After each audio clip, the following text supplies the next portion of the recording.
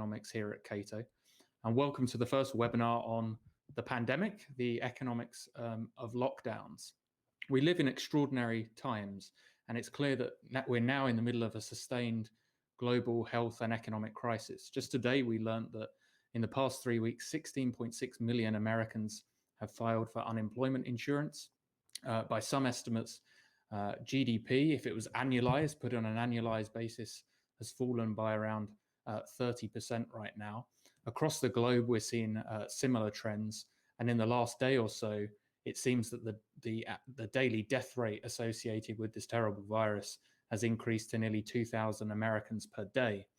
Now, in reaction to that health crisis, one of the key policy steps that state governors and mayors and localities have taken is to impose quite restrictive lockdowns on economic activity. They put in place stay-at-home and shelter-in-place orders, and they've issued orders too for the closure of supposed non-essential businesses. 3/4 of Americans currently find themselves in some form of lockdown. And I think it's fair to say that initially, most economists seemed pretty receptive to the idea that because of the large uncertainties that we're seeing with respect to this virus and the potential huge loss of life, given what some of the epidemiological models were saying, economists seem quite receptive to the idea that we might need suppressive measures in the short term to get to grips with this virus. In the past week or so, though, what we've seen is some dissent bubbling. People are now recognizing that such is the economic destruction being wrought, not just by the lockdowns themselves, but changes in consumer behavior, that continuing on this path for any length of time could have severe implications for societal and economic well-being. These crude shutdowns, which close a lot of low-risk and high-risk activities, risk having escalating economic costs over time. And people are starting to ask the question, what is the optimal length of the shutdown? And what might an exit strategy be, not just in terms of dealing with the public health crisis, such that we can get back to a normalized economy as much as possible, but also, some sort of strategy to alleviate some of the restrictions of the lockdown, such that we get on a flight path to a degree of economic normality in the shorter term too. Now, economists tend to be well placed to think about these issues because we have tools that we usually use to weigh up particular trade-offs of certain things, health effects, economic effects, social welfare effects that come from beyond economic output too. And in that regard, I'm delighted today to be joined by 3 economists that have been thinking deeply about this issue and have published on this issue over the past few weeks. So first of all, I've got John Cochrane with us. He's a senior fellow at the Hoover Institution, an adjunct scholar at the great think tank, the Cato Institute, and whose writing has been indispensable during this, both in the pages of the Wall Street Journal opinion pages and also on his blog, The Grumpy Economist. Next, I'm joined by Anna Sherbina, Associate Professor of Finance at Brandeis University, a visiting scholar at our friends at AEI, and she was the author of a recent paper determining the optimal duration of the COVID-19 suppression, a cost-benefit analysis. Last but by no means least, I'm joined by Emil Werner, Associate Professor of Finance at MIT and author of Pandemics Depress the Economy, Public Health Interventions Do Not, Evidence from the 1918 Flu. Each of the speakers are going to outline their broad thoughts about where we are and the economics of lockdowns initially. The great thing about this platform is that all of you guys can contribute with your questions through the Slido at the side of the video screen on the Cato page, and you can get involved with the debate using the hashtag CatoEcon on Twitter too. So I'm first going to pass over to John Cochrane for his thoughts about the economics of lockdowns. Thanks. It's a pleasure to be here. And thanks for inviting me to share my thoughts. So let me start with an unusual thought. We're actually lucky. We live in the age of pandemics. Our globalized, urbanized economy is just an invitation to evolution. We've seen MERS, SARS, H1N1, Ebola, and AIDS. And I think we will see more. This one was just bad enough to wake us up in the way the other ones did not.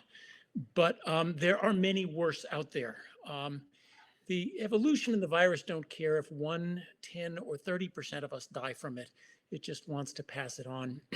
So one with this relatively low death rate compared to like cholera, the plague, and the other things that have hit us, I think in the end will be, I hope, enough to wake us up. We were shockingly unprepared.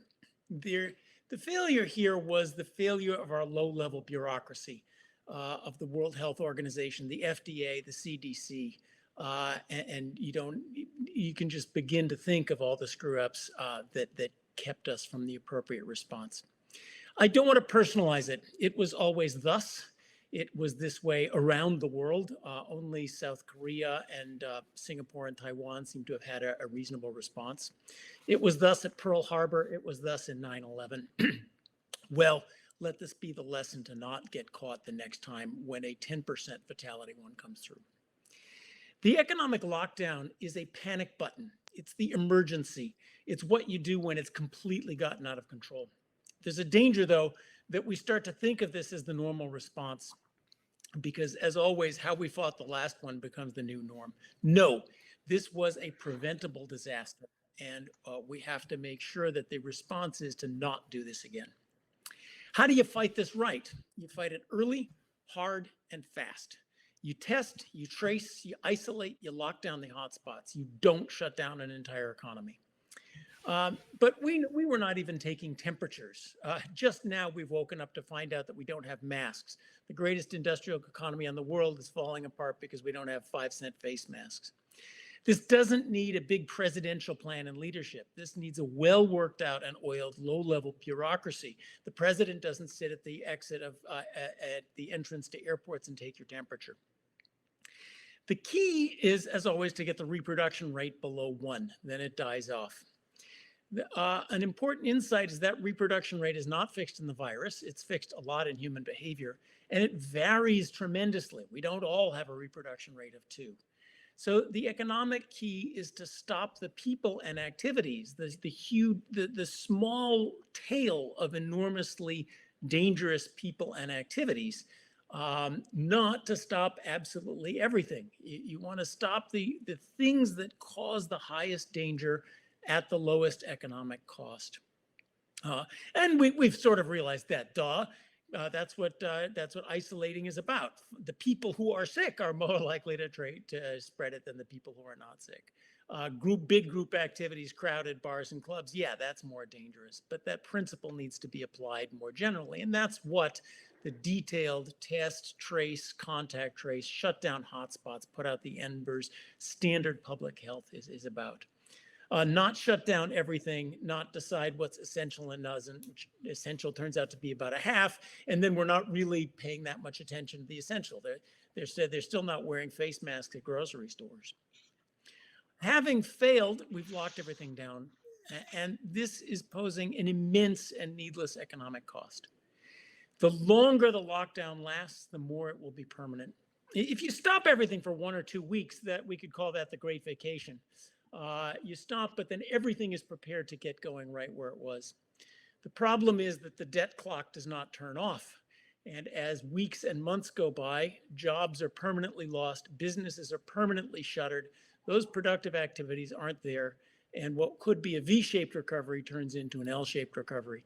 And even in the V-shaped scenario, there's going to be a big shift in demand for what people want in the future. The viruses will be with us for a while, and life will be different. So what we need now is to get the economy going. And let's realize this won't end soon. There will be lots of uninfected people in the US. There will be a reservoir around the world.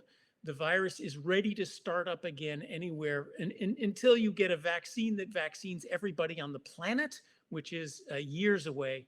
It's ready to start up again. The U.S. tends to sort of dream of a tech will come save us. Every day there will be a cheap test. A vaccine will come. Yes, eventually, but not now. Now, what we need is that component that was missing in January. The cost is $1 trillion a month. We don't need reopen versus lockdown. We need to reopen smart. We need that combination of an economic and public health plan and the bureaucratic competence to execute it. Testing, tracing, putting out the embers, locking down the hotspots. It's not something the president does. It's something that has to be done at the local level. Macro policies, what we're fighting with now is a river of federal cash. There's this tendency, like a 2-year-old with a hammer, everything looks like a nail, and to fight the last war. So we're fighting 2008. We're spending right now $2 trillion. Eventually the forecasts are $6 trillion of direct borrowing. That all has to be paid back. And it's immensely inefficient. Just as one example, the $1,000 checks that are going to every citizen. Well, they're going to 60 million Social Security recipients, those who have government jobs, those who have government pensions. All our plans have the big disincentives that will slow down the recovery that they had before. As one example, we're paying people more to stay home than they get from working. Reasonable perhaps for a week or two, but not in the fall when you're trying to restart an economy. Our Fed is literally printing up $5 trillion of money to hand it out, propping up prices so that no investor has to take a big loss. And I wonder, where is the 2008 populist outrage at this? Well, not now, we're fighting an emergency, but that is and should come. And as usual, there's massive disincentives to all this. If we bail out industrial companies and airlines, like we bailed out the big banks in 2008, really bailing out their stockholders and bondholders, does that mean they're allowed to rack up big debts again? Does that mean financial markets are perpetually like a 4-year-old on a bicycle needing the Federal Reserve to step in every time prices threaten to go down? Are we going to Dodd-Frank regulate everything in the wake of this? So please, this can't go on. And we can't wait for our government. We at least let's look forward and not wait for the debt crisis to hit the U.S. We have to do things a little bit efficiently and not normalize this as the response. So we got to get through the summer, which needs us to reopen smart. We need to get through the fall, which means to turn off the natural ideas of too much stimulus and the policies that keep the economy from going again. And then absolutely, next time, we need to get ready for the next time. We need to fight this next time with a competent public health program, not an economic catastrophe. Build that competent bureaucracy. And let's not forget, in fact, the country and California did have plans on what to do. But we let those stockpiles vanish. California had mobile hospitals. Jerry Brown defunded them to save $5 million and instead spent $80 billion on a high-speed train. No, let's at least hope the memory that this is bad enough, the memory stays with us, that we can hit the next one properly with the public health, combined public health economics interventions, and not let it spread to a big lockdown. Great, thank you very much, John. Now I'm going to pass it over to Anna. Okay, thank you, Ryan, and thank you very much for including me.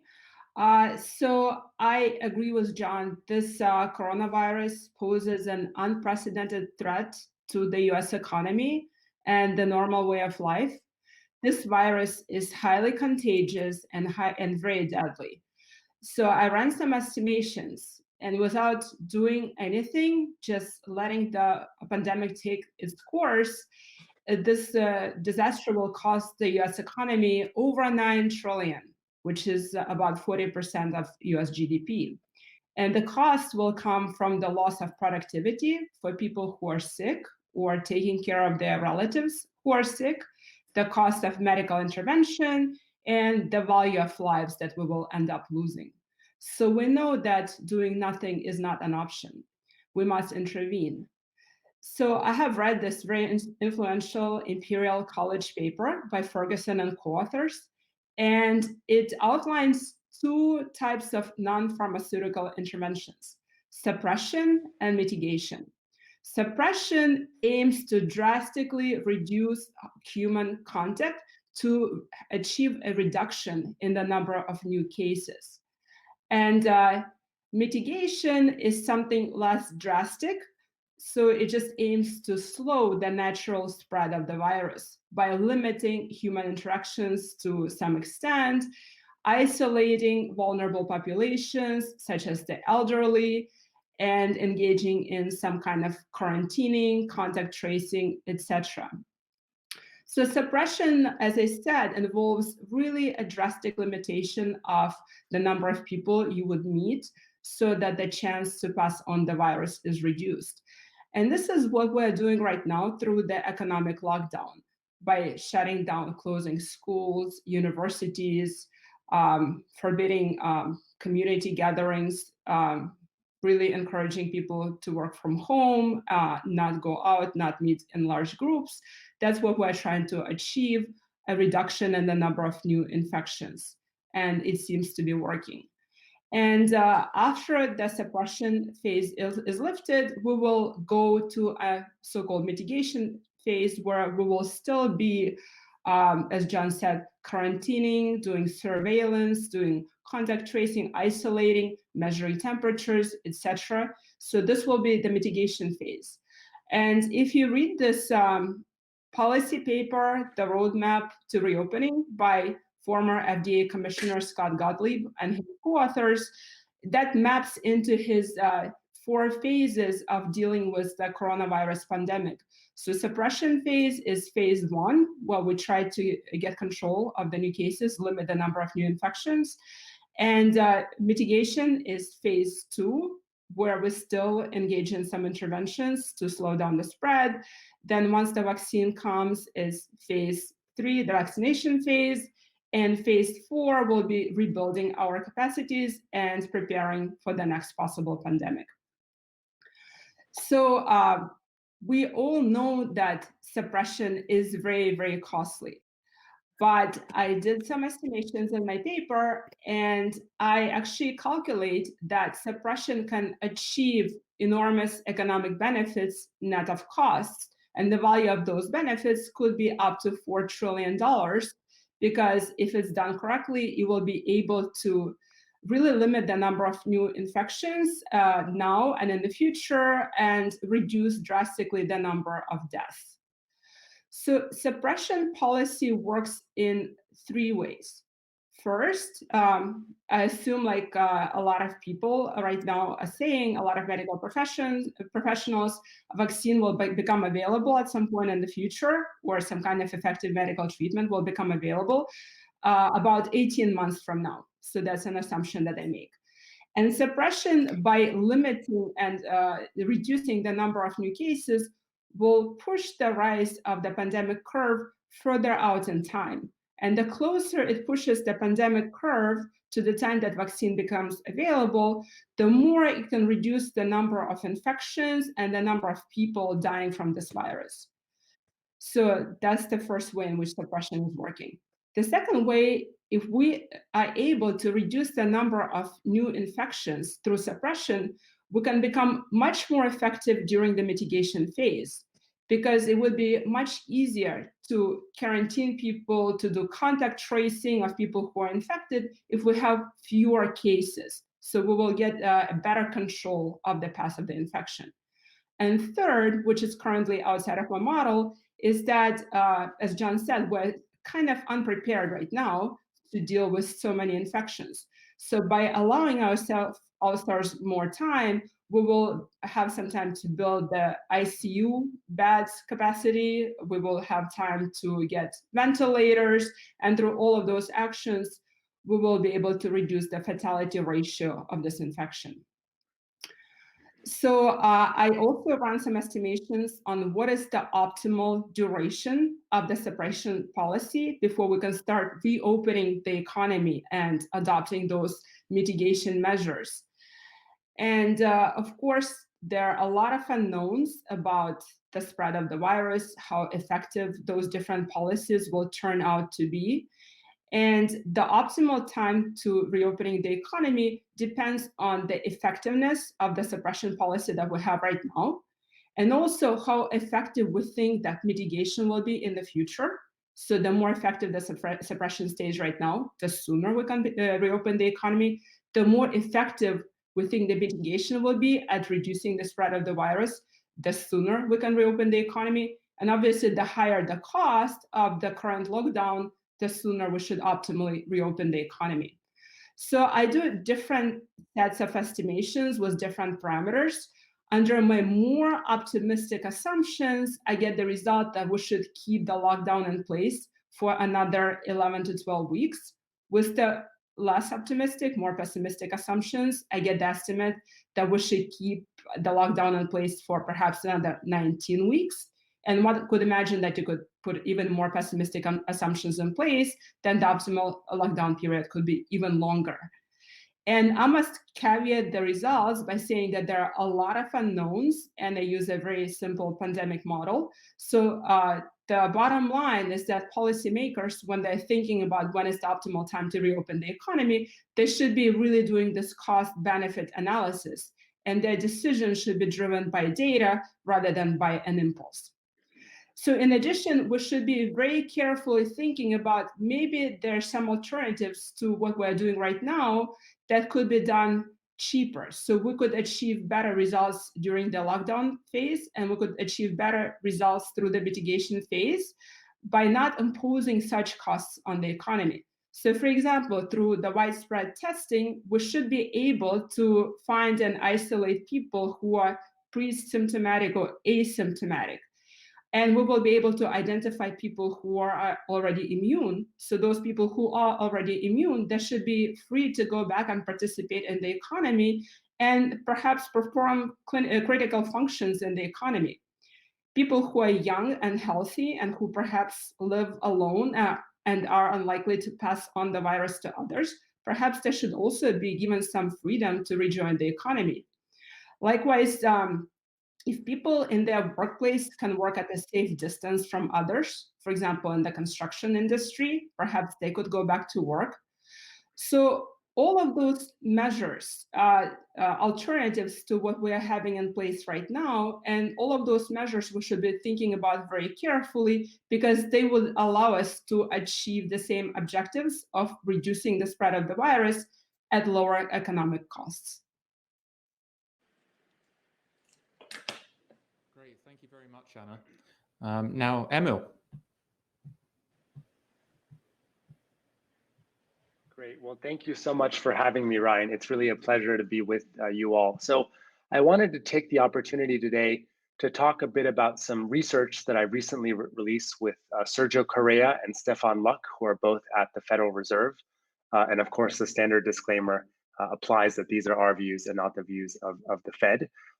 What we do in the paper is we look at the experience of the United States during the 1918 flu pandemic and the associated public health interventions across cities and states in the US to try to understand what the impact of pandemics are on the economy or of a very severe pandemic, and also how to think about the economic impact of public health interventions like social distancing.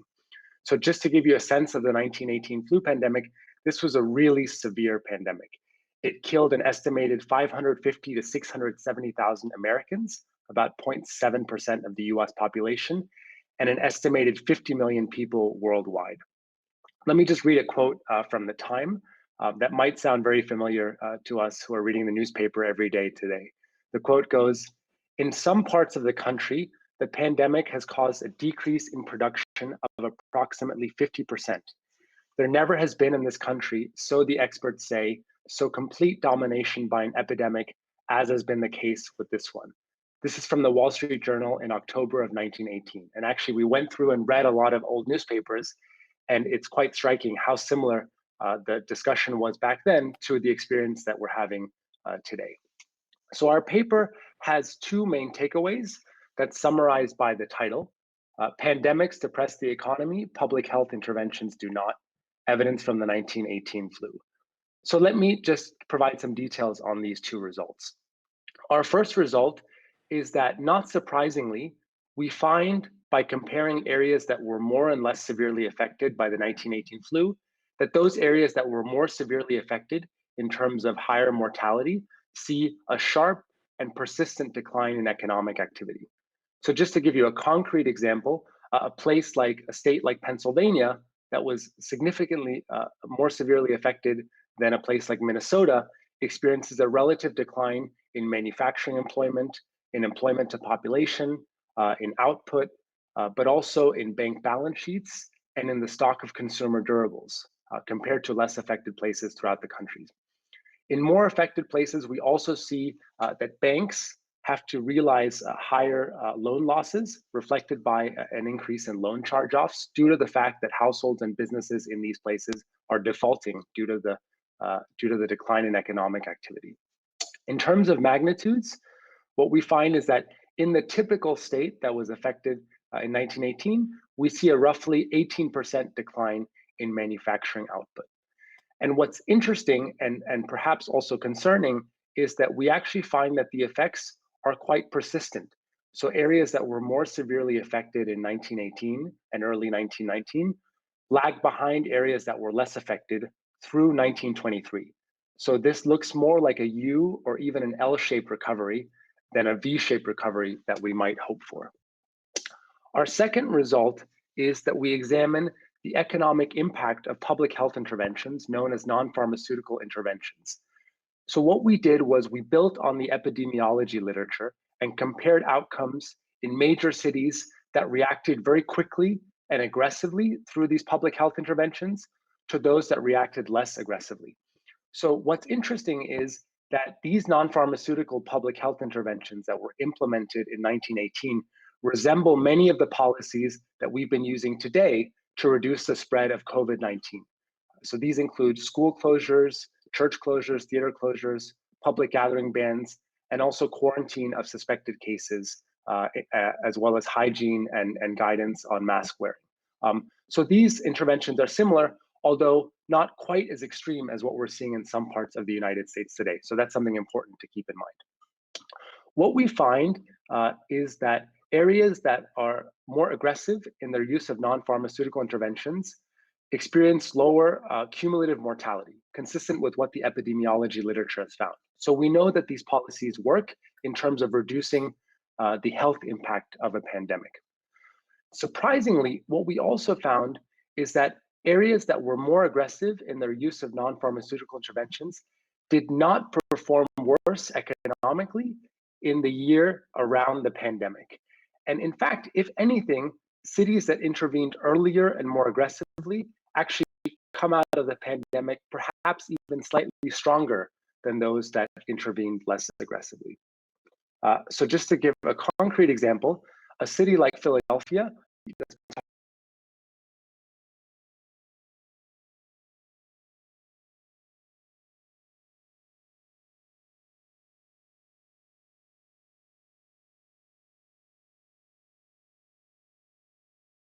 a city like Cleveland in the next state over was much more aggressive and introduced these non-pharmaceutical interventions in a much timelier fashion. So they acted about 2 weeks faster than Philadelphia. They saw lower mortality, so a death rate of about 590 per 100,000 compared to Philadelphia's over 900. And actually, the economy in Cleveland didn't perform worse than in Philadelphia coming out of the pandemic. If anything, it performed better.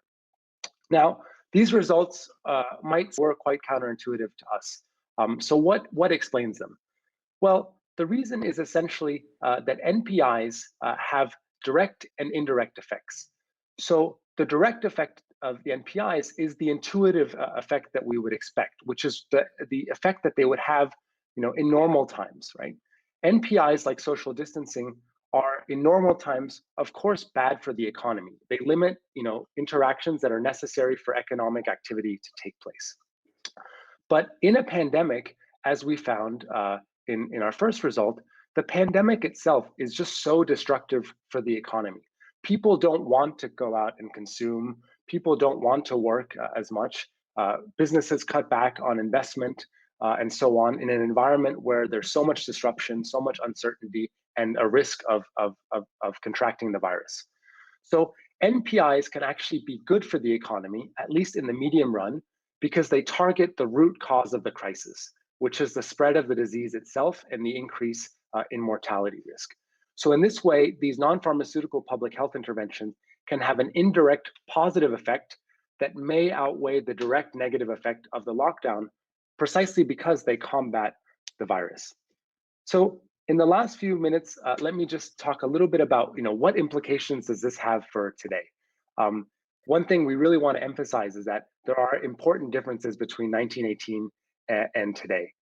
Perhaps most importantly, the 1918 flu pandemic was significantly deadlier, especially for prime age or working age individuals.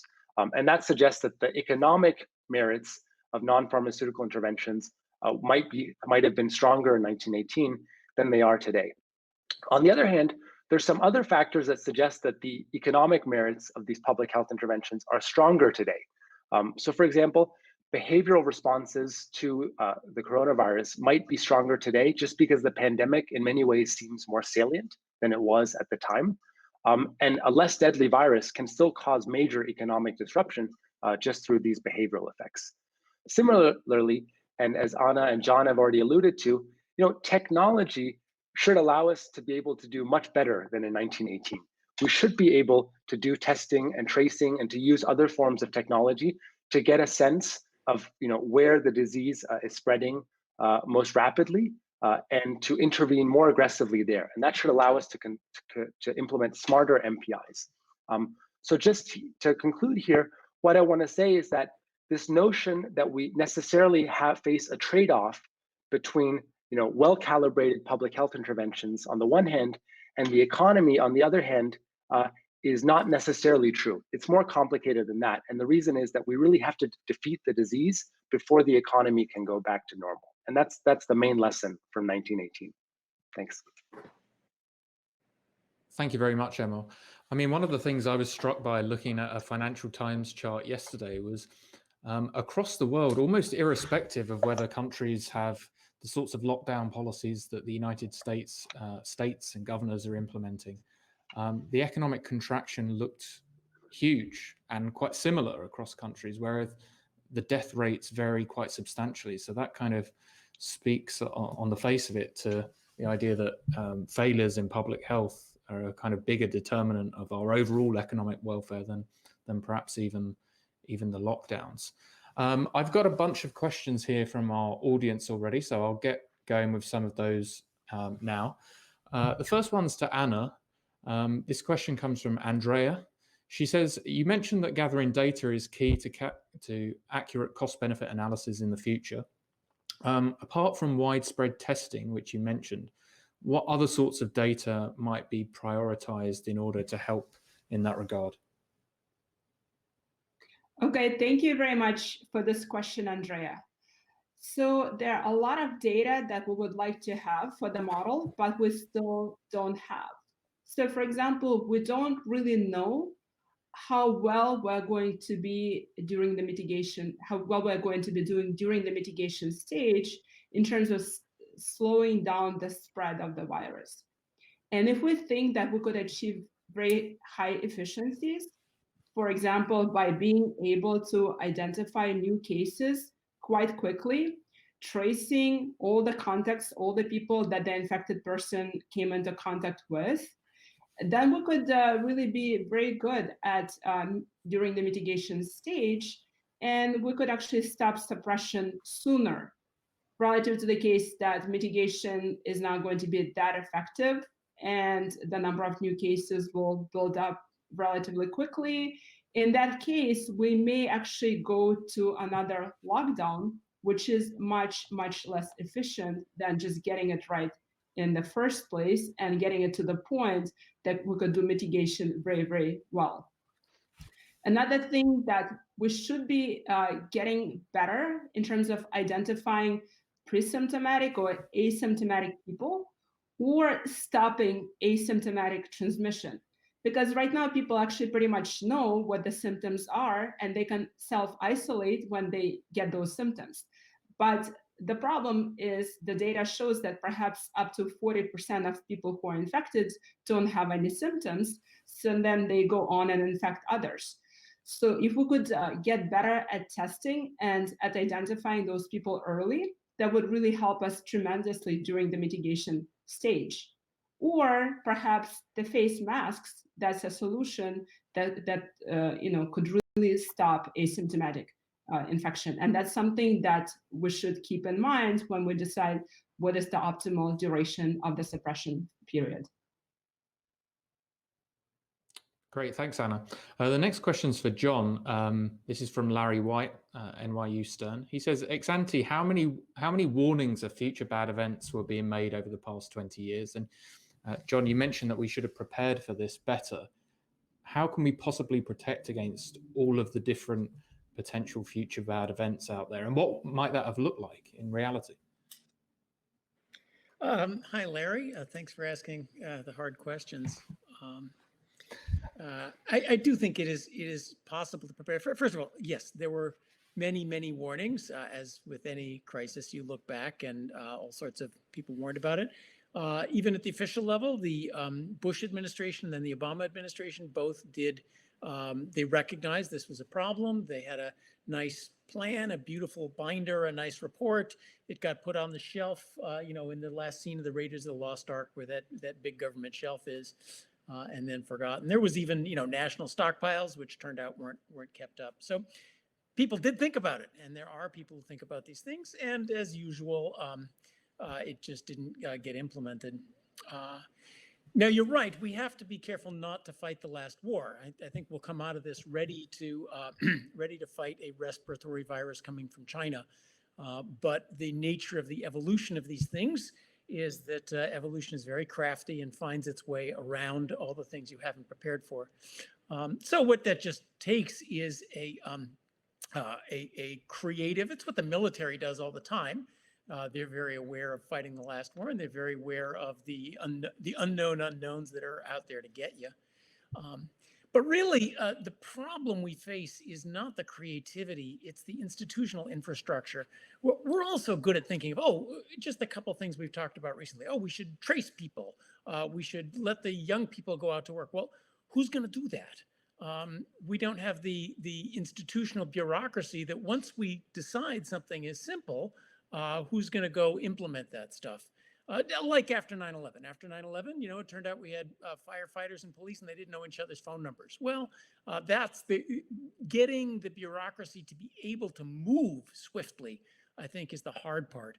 Coming up with a plan and having some people who think about what might be the next thing to come with us, I think that's the easier part.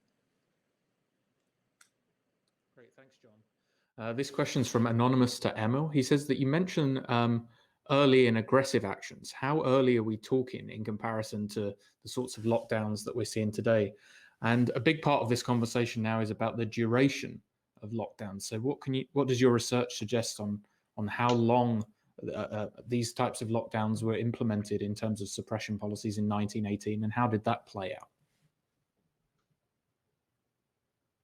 Right. So what the epidemiology literature has done that looked at 1918 was they've constructed measures for the speed of intervention, which essentially is when different public health interventions are put in place relative to when the death rate starts accelerating. And so, some places, react only a month after there's an acceleration, and other places, like, for example, Minneapolis is a great example. They react very quickly, even a week before there's an acceleration, because they can see that in cities further in the east, death rates are rising, and they know that it's probably going to arrive to Minnesota, for example, in 1918. So, of course, being earlier is always going to be better, and I think that's the experience that we've seen for example, in Singapore to some extent, in South Korea, in Taiwan, that if you can put in place these measures earlier, then you also don't have to take quite as sort of draconian measures as you would have to do if you can't react quickly. Now, most places around the world, that's too late. And so the other variable, the other dimension that we looked at is sort of the intensity, which is a combination of the duration, but also what different types of measures were put in place. And so most places during the 1918 pandemic had these measures in place, for about a month, maybe a little bit over a month. And there's substantial variation. Some places have them in place only for a couple weeks.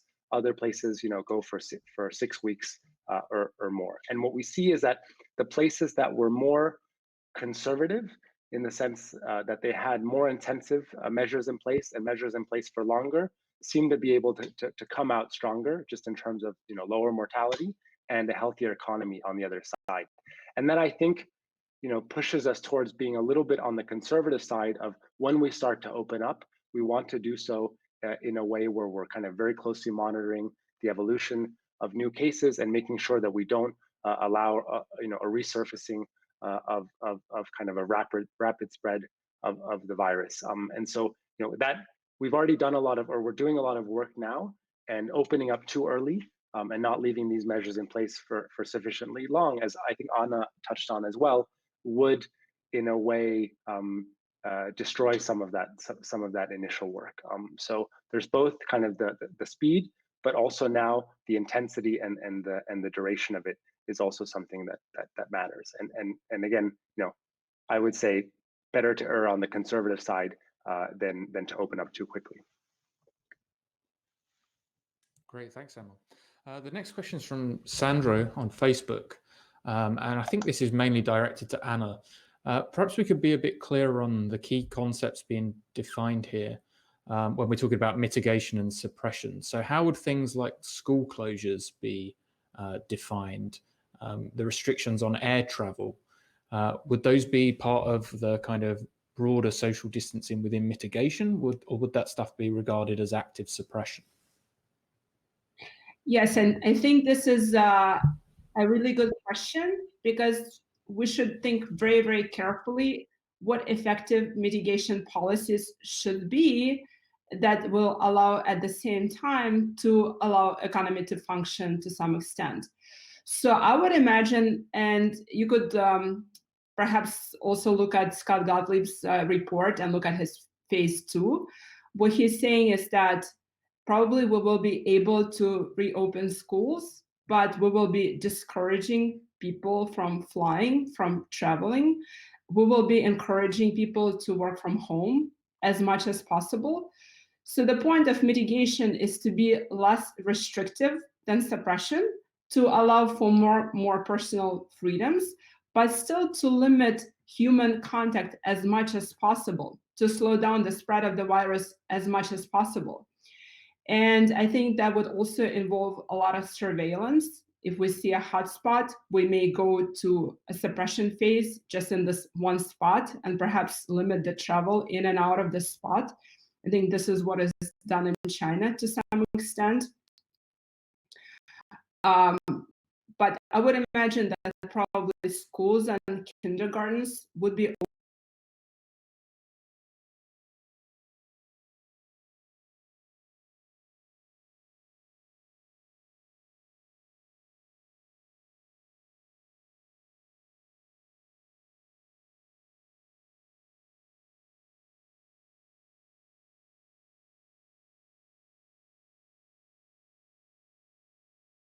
adults, or maybe they transmit at lower rates.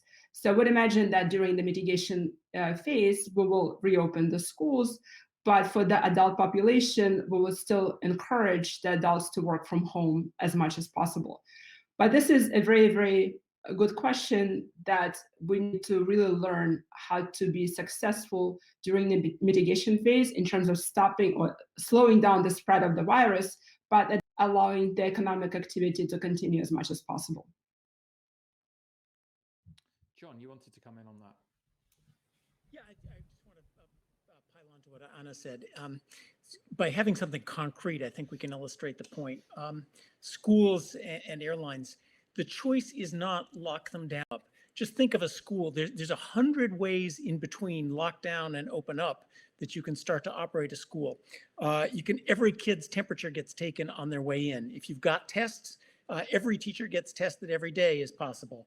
The sort of the isolating and tracing. Once you found something, if you could really have an intensive. Teachers are isolated and traced.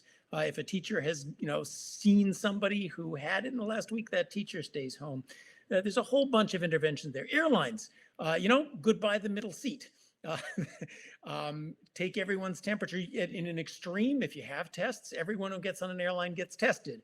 The pilots get tested. The flight attendants get tested. Do you clean the airline? Do you clean out the interior of it between every flight or once a day? That's the kind. We have to open the economy smart. The problem is that takes detailed protocols someone's got to think out. we economists can think of it in a minute, but implementing that stuff takes time, and that's really the challenge. Not lockdown versus open smart.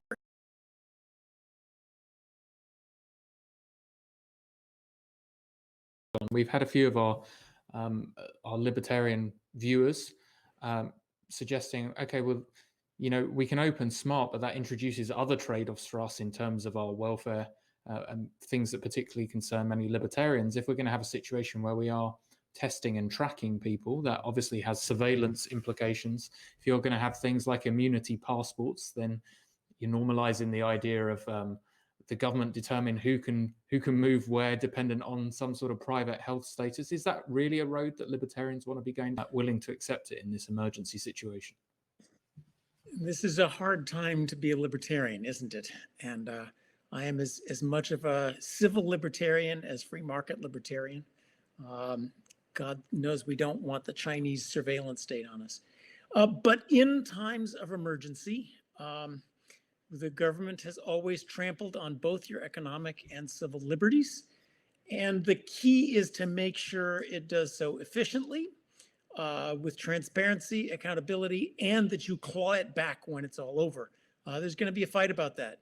Yes, because the government discovers that all of these tools are Chinese government, the tools that are useful for political control are also useful for public health control. And the US government, tools that are useful for terrorism control, for public health control, also are deep infringements on your civil liberties. You face a choice.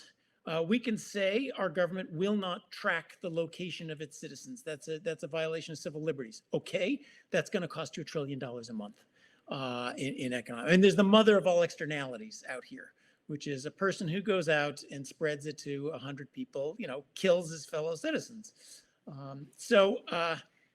Both civil and economic liberties are going to get trampled on. You got to choose which one it is. It's got to be temporary, as it has, throughout history, in wars, in pandemics. Governments trample on our liberties, but then a functioning democracy and society make sure that that is temporary and claws it back at the end. And be prepared, us fellow libertarians, to make sure that that is clawed back and limited and subject to oversight and control. Great, thanks, John. A lot of people are asking about some of the longer run implications of this, particularly for certain sectors affected. Some of the entertainment industries, movie theaters, for example. One could imagine, given more and more people are watching movies and TV at home, and with better quality systems at home, given technological improvements, that might be a longer term concern for movie theaters. So I'll perhaps start here with Emil. Did we see from your research any longer run consequences by industry as a result of the 1918 pandemic, as far as you're aware? That's a great question, and it's something that we haven't been able to fully answer yet. What I can say is that in terms of longer term impact, just on the economy itself, we need to be prepared for a potentially weaker recovery than we might hope. So there's been some discussion of, well, the economy will just go back to normal when all of this is over, everything will bounce back. That's not what we saw in 1918 for a variety of factors. So one, there's just the direct impact, not just on mortality, but also on people's longer term health, that lowers productivity, that makes different workers accumulate less human capital and so forth. There's even a study by Doug Almond in the Journal of Political Economy from about a decade ago that showed that people who were in utero during the pandemic actually have lower educational attainment and human capital attainment and income in their adult lives. So there are some long-term consequences that we need to be aware of just on the health side. On just the economic side as well, we know that there's what economists call propagation of these types of shocks, where for a variety of reasons, jobs are going to get destroyed that are going to be difficult to reconnect again. Businesses are going to come out with weaker balance sheets. Consumers are going to come out with weaker balance sheets. And we know that that's going to take time to recover from.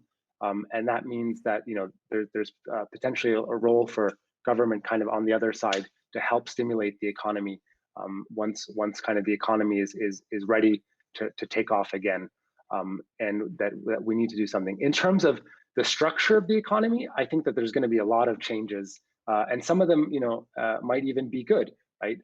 I think some of us are realizing that maybe working from home can actually be more productive, and video conferencing isn't quite as terrible as we had thought before, or at least we're starting to get used to it, and that might mean that we're going to be traveling less, which is going to be good for the environment. It's going to be good for some dimensions of our lives, but it's also going to be tougher on the airline industry. And so there's going to be some adjustments in various ways that we're going to have to expect and think about, and different industries are going to have to react differently to the new environment that we're going to come out with on the other side. Great, thanks, Emil. Got a question from Glenn. I'm concerned that we're too reliant on a few experts to make decisions for us. Knowledge is decentralized. Can you comment on the trade-offs between having a few people at the top-down leaders versus a more widespread diffusion of experimentation of how to reopen safely and at low risk? Do any of you have any thoughts on that? Perhaps John, we'll start with you. I don't think the premise is right. In fact, a wonder of the U.S. and the internet is, the fact that we're here. The spread of ideas is fast all around. Yeah, there's the daily briefings from Trump and Anthony Fauci and our governors and so forth.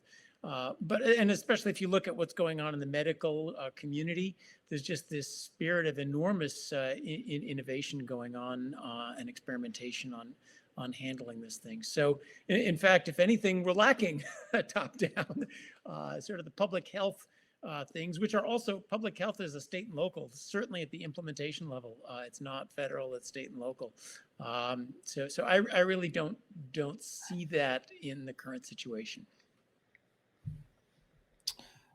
Anna, when you're thinking about cost-benefit analysis of this, almost all of the analyses I've seen have compared, what happens to economic output against lives lost or lives saved, sorry. But, as economists, we should think more surely about economic welfare. And economic welfare includes the inherent value of our freedoms and the value of our freedoms in terms of how we use our leisure time as well. So aren't all of these studies vastly underestimating the cost of the shutdowns by just looking at the pure effects on economic output and not a broader conception of our welfare that includes our ability to see our loved ones and a whole range of other things that won't be picked up by GDP? Thank you, Ryan. This is a good question. And that's definitely something that people have mentioned to me. And that's something that I'm also seeing, that there are other costs which are not easy to quantify. So, for example, people who live alone and who may have some mental health issues, those problems get exaggerated. And in the long run, maybe they will have some adverse effects on those people in the long run. And we're not able to quantify them in a good way right now. So we could try to quantify them in a sense that perhaps a person has a lower output, due to their issues that they have, but there might be some additional effects on this person's well-being, and we just don't really have good models to capture this. But to that, I must also say exactly what Emil said, that some people actually do enjoy being at home. And maybe for some people, that's actually a positive, that they get to spend more time with their families. And we have been actually talking a lot about the flexibility in the workplace. So perhaps with this new technology, this experiment, we will find ways to allow people to be more flexible with their jobs and allow them to work more effectively from home. So there are different trade-offs that we're not really quantifying at this point very well in all those cost-benefit estimations. And we should really think about how to quantify all of those negatives and positives better. John, you wanted to come in on that. Yeah, the question is good, but before, it is true. I'm enjoying my life at home. But before we start questioning cost-benefit analysis, I think it would be good if our governments were doing any cost-benefit analysis at all, and in particular, cross-sectional cost-benefit analysis, not just how long does this last, but what activities are we shutting down at what cost? Right now, everything is locked down, no matter what its benefit, no matter what its cost. There's sort of essential and non-essential, and that's it. But you can imagine, so a bar is shut down the same way an auto body shop is shut down. Now, I think you can run an auto body shop pretty well without spreading the coronavirus. A bar is much harder to run that well. So let's do a little bit of cost benefit analysis in how we run the shutdown. Yes, it's imperfect. It's not including the benefits to environment, to value at home, and so forth. But before we criticize it for it not being perfect, I think we need to we're not doing any of it in a catastrophic way right now. Yeah, one of the things that I've been struck by looking through these lists of non-essential or essential businesses is just how interconnected the economy is, and how it's very, very difficult actually for policymakers, and Friedrich Hayek wouldn't be surprised by this, to go through the economy and take into consideration all the different suppliers that even feed into essential industries. So I worry that lockdowns, by being such a crude measure, might make big mistakes in terms of closing down businesses that actually turn out to be indirect suppliers or direct suppliers to industries that we actually need to be running right now during this emergency. But enough about my views. We've got another question from Dudley. Is not the correct libertarian position to be following Sweden's example, allowing as much business as usual without government determining which businesses are open and closed, and allow people to figure it out their own way? I don't know if any of you have been following what Sweden has been doing with this closely. But I wonder, I'll come to Emil first. Did you look, when you were doing your study, at how other countries approached the influenza pandemic, and was there any suggestive evidence there about different approaches? Right. So on our study of 1918, we haven't looked at other countries yet, but we should probably do that going forward. In terms of Sweden, it's a bit close to home because I'm actually Danish, and so I've been following very closely what's been happening in Denmark, Norway, and Sweden. And it is interesting and very surprising that in Sweden, the approach seems to have been, as the question alluded to, a much more sort of laissez-faire type of approach, whereas Denmark and Norway acted, much more swiftly and also aggressively. And I think, what you're seeing with that experience is that because there are so many externalities associated with the spread of a virus, what you're seeing in Sweden is that not only is mortality going up, but people are naturally, pulling back anyway. So I haven't seen any measures, for example, that the economy is doing better in Sweden relative to Denmark. And when you don't have a coordinated response, and I completely agree with John that we need to figure out how to really calibrate these responses in a smart way so that we get the most health benefits for the least economic cost. But when you don't have a coordinated response, because of all these, externalities, you actually can end up, end up with sort of much worse average welfare. So I think, the comparison of Sweden versus, the other Scandinavian countries will be instructive going forward. But I am a bit, I'm a bit less convinced that the Sweden route is the way to go. Okay, I've got a question here from David Scott. He asks, how can we better tailor suppression mitigation efforts to the actual conditions in individual communities rather than blanket shutdowns everywhere? And I wonder if I might get Anna to answer this, just in the sense that, when we're modeling this kind of stuff, it's obviously a lot easier to model big policy changes and make big assumptions about the effectiveness of suppression as against a big pool of mitigation policies that we can easily model. One of the difficulties with modeling this is, of course, you miss out lots of the marginal things that you could do to open up businesses that are low risk, that perhaps wouldn't get picked up in those two different policy pots. So I just wonder if you have any thoughts about the centralization question and other ways that we might approach this.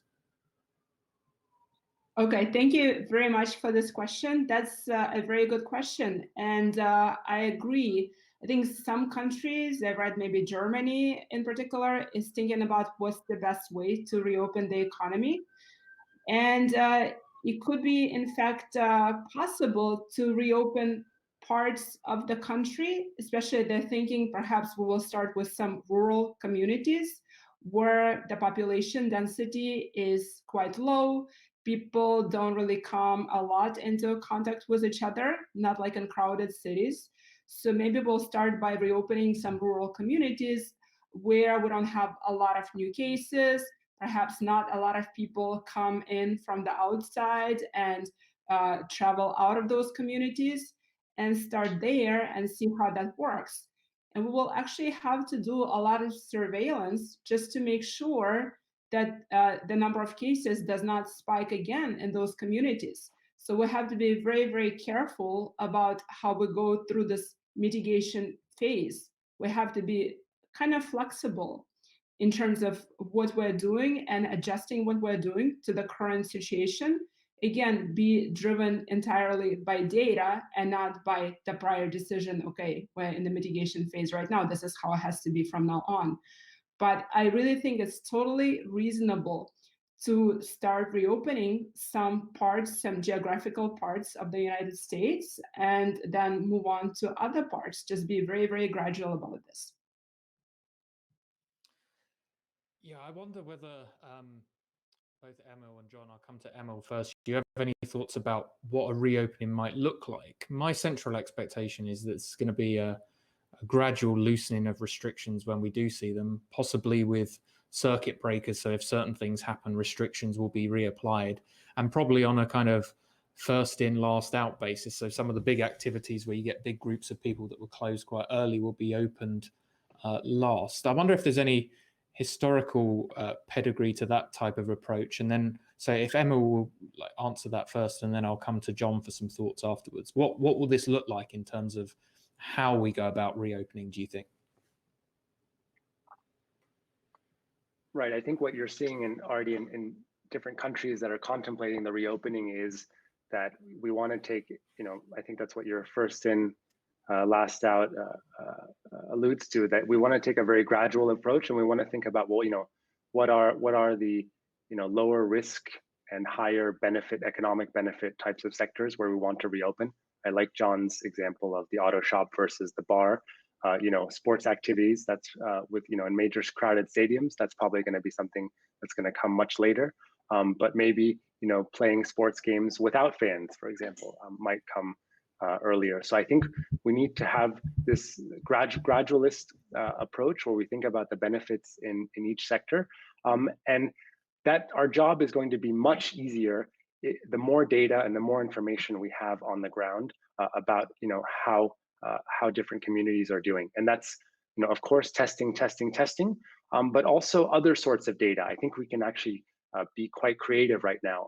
I've seen, for example, you can get a sense of how many cases there are in different communities also by looking at how many searches on Google there are for different types of symptoms. So even if we don't have testing ramped up, we can maybe draw on other sorts of data. In Italy, they're also asking people to submit data on their health and symptoms like their temperature voluntarily, so that public health officials have a sense of how different cities are doing in terms of new cases and whether cases are accelerating in certain places. So the better data we have, the better we can calibrate the reopening of different regions of the economy, different sectors of the economy, and that's going to make kind of the transition out of this lockdown smoother. So that's ideally what I would like to see in the reopening. Great, John, do you have thoughts on that? Yeah, you asked what it will be like. So that's what it will be like and what it should be like. We're all libertarians, so that means we're pretty cynical. It'll be a bloody mess. It'll be political. It'll be done at the last moment. Heaven help us. What it should look like is a combination of smart, targeted, data-driven, locally implemented public health, plus well-done cost-benefit reopening. And in response to the earlier question about the private sector, the private sector was doing darn well with this. Airlines saw that they weren't getting any customers, and immediately, we've got HEPA filters. We're wiping down our planes. Only the business knows how to run that business in a virus-safe way. So we can't wait for bureaucracies to come up with a plan. Here's how to run an airline safely. That'll take 10 years. I think the right way is a general set of guidelines, and then a business that wants to reopen at least can say, here's what we're planning to do. Is that okay? That's kind of like halfway in between. Exploit some of the Hayekian knowledge that's widely dispersed. But that's got to come with the smart, targeted public health part, which is that's where we're going to be slow. Great, thanks, John. A few people have asked questions about the nature of testing, and perhaps we'll go to Anna with this one. Of course, testing is important, but isn't the true unknown variable here the number of people who are infected but without symptoms? And until we know that, we won't really know what the right approach is. That seems to be the key variable. How much would your results, perhaps, Anna, change if that were different in a significant way? This is a very, very good question, because we know from the data right now, the data says that about 40% of people are asymptomatic. And by now we know that asymptomatic people also transmit the infection to others. So the key to slowing down the spread of the virus is to be able to identify those asymptomatic people so that they stay at home, they self-quarantine, they don't spread the infection further. So I suggest once we have plentiful tests, and once those tests could be done quickly, I suggest we just test everybody who doesn't have immunity yet, perhaps every week. So every week a person will get their status, if they're already immune, if they're perhaps sick right now, and if they're sick, they will preemptively self-quarantine. So that would work better than measuring a person's temperature, because before you develop the symptoms, you could be already infecting people for quite some time. So having widespread testing, even without the symptoms, is really key to slowing down the spread of the virus. And if we could remove those asymptomatic people from infecting others, that would greatly affect the model on the pandemic spread. Then we will really greatly slow down the spread, and we will be much more successful in the mitigation phase. So we could reopen the economy a lot sooner, potentially. Great. And John, you have some thoughts on that? I just want to add a couple of cents on testing. We have this vision of we'll get recombinant DNA testing that will be cheap and simple and test everybody with perfect accuracy every morning, and that'll solve the problem. That would, if it comes, but that's a long way away. There's stuff we could do right now. You have to realize you need a perfect test if you've got a patient and you want to know what to do with them, if we had treatments. For the public health purpose, you don't need a perfect test. First of all, the most important thing is to find a swath of people who aren't sick. So there's this idea of group testing. Mix the samples, test the mixed sample, and then if it comes out negative, you got 50 people with one test who are safe. There's all sorts of tests that aren't recombinant DNA tests that we could be doing right now. Again, it's about the probabilities. You don't have to make sure every single sick person doesn't go out. If you can get half the sick people and make them at home, you've just cut the reproduction rate in half. All we have to do is get the reproduction rate under 1 and we're fine. Why are we not now, today, everybody take your temperature with a web-enabled thermometer, send that in. That's not going to get everybody who's sick, but it would keep home a lot of people who are sick. There's this very simple kind of, report your symptoms to an app.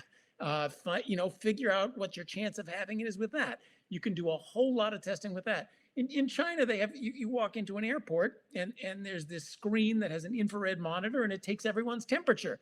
Well, why in the world don't we have that at every airport and public place? That's testing. It's not perfect, but it bends the probabilities. And for the public health purpose, that's all you need to do. We could have been doing that months ago. Great. John Garron's got a question. A couple of speakers spoke of the importance of traditional public health practices or well-calibrated health interventions. Do you get the sense that outside of the hotspots, many states are actually following this, or are some overreacting because they're seeing what's happening in the hotspot states? I don't know who's the best person to potentially answer that question. Emil, do you have any thoughts on that? Given how limited testing we've seen in lots of parts of the country, I think it's very difficult for local officials necessarily to know exactly how they should be reacting. Some places are almost certainly overreacting, and some places have also underreacted and not reacted quickly enough. And again, that goes to the point that John was making earlier, that we need to have some way of gauging roughly what the share of cases are, what the probabilities are, so that we can try to, I like that phrase, bend those probabilities. And it's very hard for local officials to do that in the right way if they don't have the data. So there's almost certainly places where we know for climatic reasons, for reasons due to differences in humidity, where the transmission is not quite as high as in other parts of the country, where they may have reacted too strongly, and that's of course bad for the economy. So again, that only speaks to the need for more testing and also more types of other forms of data that can be useful for predicting, roughly what the sample shares are of people who have the virus and people who don't. I've got a question here from Brian on Facebook. He says, shouldn't the need for these extensive lockdowns, don't they signify that a failure of education almost? Because shouldn't we be, given the amount of information at our disposal, shouldn't we as individuals, businesses, consumers be ready to make our own risk assessments in regard to the potential threat of the virus? John? Well, this is the classic case of an externality. My own risk assessment is, I don't feel so bad. If I want to go out and do what I want to do, heck, it doesn't make any difference to me. So unfortunately, this is the classic case where you need some public action. Given that fact, it's actually remarkable how well people and businesses did before the lockdowns. It's not like we were all just kind of sitting around doing nothing, but you can't, the nature of a pandemic is it just takes a couple of irresponsible people, a couple of irresponsible groupings, and next thing you know, it's exploding. It's all in the tails. If 99 out of us are good and don't transmit it, but one person gives it to 100 other people, then you're back on spreading the virus. Sorry, it's not going to be that simple.